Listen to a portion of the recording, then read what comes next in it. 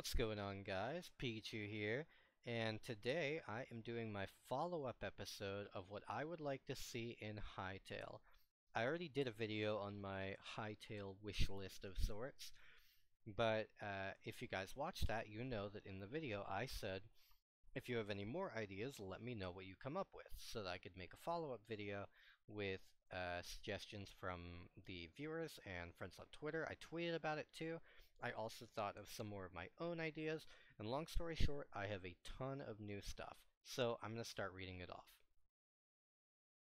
So right off of the bat, I was suggesting that we make it so that streams are possible in the interactive in-game video showing, also with a way to submit comments from in-game. And it would need like a full port so that the user that's watching the stream in-game is counted as a viewer in the actual stream, like on YouTube or Twitch.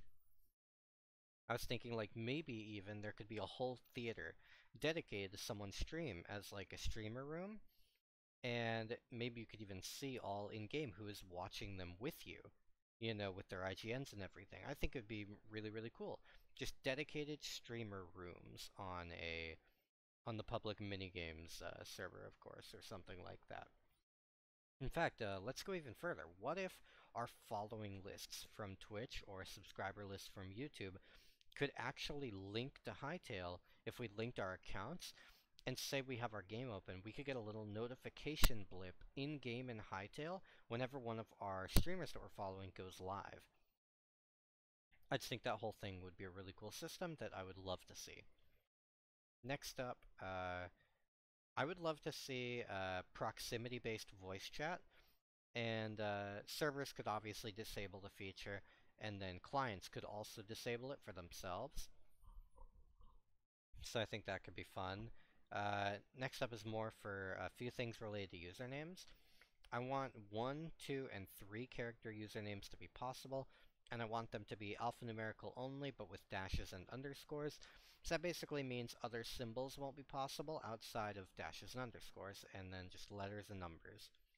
And then you would be able to have any amount, 1 to 16. So I could get the IGN that's literally just the letter H if I wanted to, as long as it wasn't taken, of course. Next up, I would like to see name swapping, which would require consent from the owner of both accounts logged in at that time, of course. So let's say I have the IGN Pikachu and my friend has the IGN Raichu. I could send him a name swap offer, and he could accept it from his client, and then my name would become Raichu and his would become Pikachu. And going further on that, I think that it should be allowed for people to sell their usernames for doing name transfers.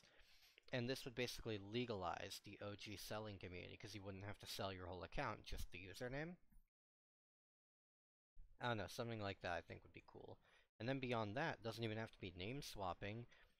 They could also offer full data transfers, so you could swap ranks, stats with other accounts, just all that kind of stuff. If that is possible and allowed, then there's no concern for people selling accounts, and scamming becomes a much lower issue because of that as well. Next up, I saw that there are dogs and cats, but I want there to be different dog and cat breeds in the game. I think that's a self-explanatory thing that I think would be really cool. Different like hitbox sizes, texture designs on certain different ones. Maybe like 4 or 5 different for each of them. I don't know. I think that would be a pretty cool thing. I want cool spatial designs. I want like shooting stars, maybe even like rare comets that hit the Earth sometimes, and there would be alien-like materials inside. Maybe they would spawn a special mob for a little bit. I don't know, all kinds of cool stuff there. I want waypoints. You can just set a waypoint for your client. That simple. I want servers to be pretty easy to make, so that you could very easily and just make it very basic. It would obviously start in survival. It would take a little more complicated stuff to make it actually good. You'd have to code plugins and such if you wanted a larger scale network. But I basically had this idea where instead of having to get independent third-party hosting, maybe you could have it done through the game itself in a simple method using hosting from Hytale provided data centers. Hytale could actually invest in their own data centers, and so whenever, let's say I make a server and it offers me different slot amounts, I could say I want a 10 slot server, and it would sell me that through Hytale, and it would be monthly based payments, of course. I just put in my own payment method, and it's that simple. If I want to increase the amount of slots, I just, select that new option and spend a little more money. And I think that could actually make Hytale a lot more money in the process as well. You know, I think they could profit a lot from having it be their own hosting that you use for servers. Next, I want a canvas item with a well-made painting system. Like, you know how in paintings in Minecraft, it just selects a random design for templates that already exist? I think this could be an actual, real in-game painting system, and kind of unlimits the amount of art people can showcase in the game, and can also help for certain mini-games with banners or games that require imaging? So yeah, and the item would obviously be called a canvas. I think this will probably already exist, but modifiable FOV, in my opinion, is pretty much mandatory. I want dances and emotes. It's rumored that dabbing will be in the game, but we don't have any real details on how this all works. This is also something that could tie in with the item shop. It could include emotes like Fortnite does. I just think that could be really interesting. And something else I'd like to say about shops, I don't think almost any of it should be temporary like how it is in Fortnite. I think it should just be permanent items that are in the shop. Maybe some things could be limited time, but I think most of the stuff should be there pretty much permanently. Let's see. Oh, that's another thing. I want name tags to be clearly shown above players' heads, like in Minecraft. I don't know if they planned on doing that, but it was not shown that way in the trailer, and I think that's a very important feature. I want different music based on combat and idle play. So if you're just kind of there, just hanging out, whatever, then the music should be more ambient, more pleasant, and when you get into an actual fight, whether it's with a mob or with a player, the music should get a little more actiony, kind of like how it is in Pokemon. Let's see, I have one more thing. I want there to be,